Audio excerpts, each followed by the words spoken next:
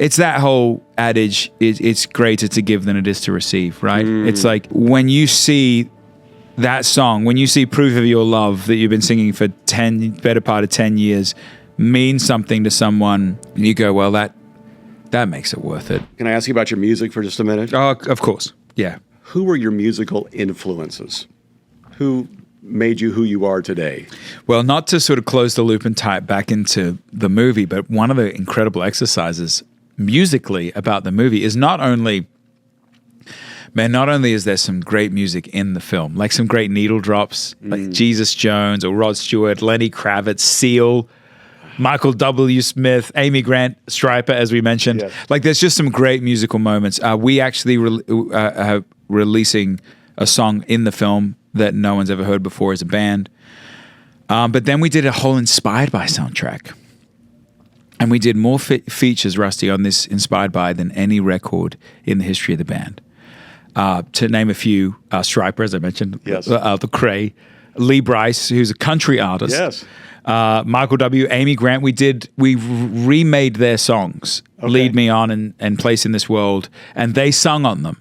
Wow. Our sister, Rebecca James, Sleeping at Last, Hillary Scott from Lady A, so many just marvelous names on this. And we had so much fun because, again, speaking of musical influences, this is the music that built us. Right. You know, wow. This is the era that we fell in love with music, were all of these bands and artists. Seal was his records were massive influences, a massive influence on Luke and me. And so to be able to do this Inspired By and sort of take the lid off the thing, there's hip hop songs on there and country songs on there and hymns on the Inspired By, was just such a great exercise. And so I would put them, a lot of those acts, particularly the legacy acts, in the category of heroes.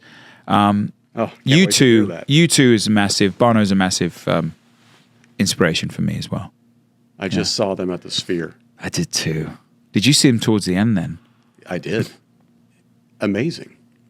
Sort of transcendent. Yeah. It's just... I said to someone, when I left, I said, in the history of mankind, there has never been a musical, sonic or visual experience more curated and more technologically advanced for the human emotion than what the Sphere is. Think about it. Right.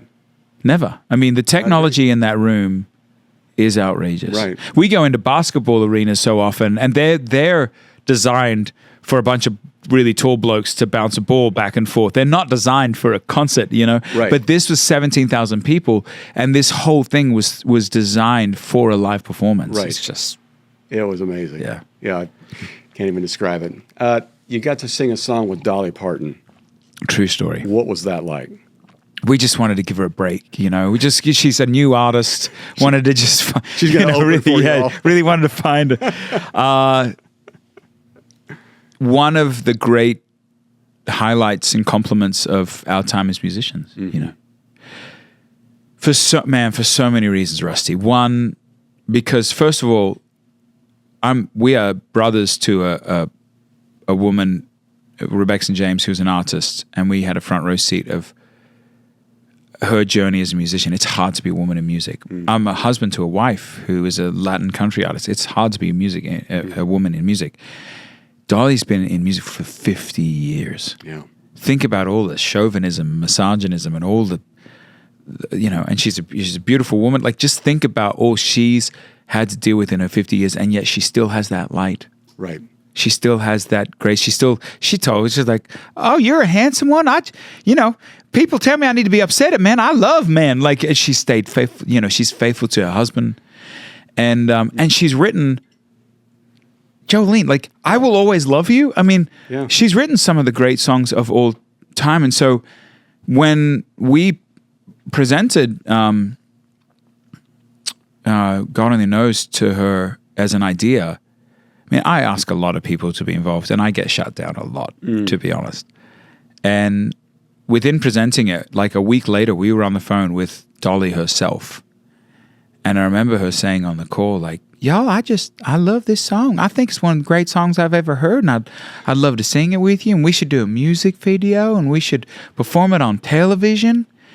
your jaw, the combination of your brain falling out of your head and your jaw hitting the floor, you're just going like, how can this be? That she wants to sing, and she was as advertised, Rusty. That's what I'm also so proud of. Sometimes you get worried about the peek behind the curtain because you're like, yeah, right. Where are all the dead bodies, right? Buried? And she's just so charming and lovely and lovable, and it was a great experience. We won a Grammy for it with her. Yeah, it's amazing. It was just preposterous, Well, let me ask you this about your music. Last question about that. And I know you write these songs, you have to record them, you have to play it like a million times for them to get all they want, to be able to put it on whatever we say now, not an album, but Spotify. Streaming platforms. Right.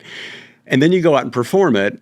There's got to be songs you're like, oh my goodness. I know this is somebody's first time hearing this live. I got to put everything into it. But there's got to be a song that you think, but that one means something right now. What's that song for you right now? Do you have that with sermons, by the way? Yes. Absolutely. But you have the go-to one, right? I got the go-to one. That you're like, but you still enjoy it? Parts of it. Okay. Fair enough. I think similarly to you, probably, there are those songs that, an eye roll is a strong way to put it, but there's songs that you've performed 1,500 times at this point, But the way we approach the live show is so much more about creating and curating experience for the audience, much more than what we want to get out of the night. And that's actually a really helpful mindset, because you're sitting there going, okay, what are these, their joy.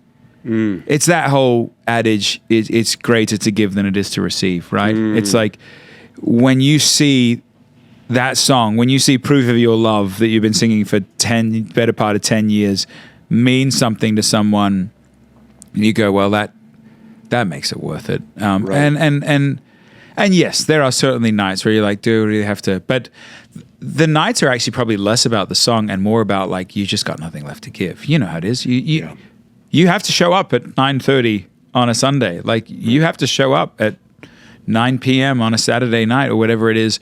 And it does not matter what life you're walking through, relationally, emotionally, spiritually, health-wise. I mean, you kind of you've got a commitment. Right. And so it's more about the I don't know, have it in me tonight. And God's grace is sufficient, because somehow we're still standing and somehow we still end up showing up, As far as songs, though, that are that just are a real thrill to sing, Burn the Ships has actually been one that was sort of slow and steady, but it's like compounded over the time. I think we released that song about 5 years ago, but almost now more than ever, you just see people. I remember a month or two ago we were playing it, and from the moment the song came in, that little line comes in, you just there was someone sitting in sort of the front area, and you could just see them break. Wow.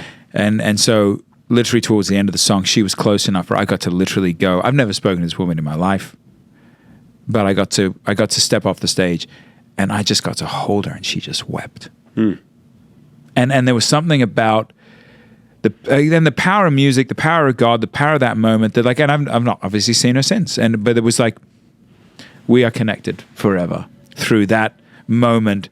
And she felt safe. Right. 12,000 people in the room just to weep. And I don't know. I don't even know what took place, what great loss she'd faced or hurt she'd faced, but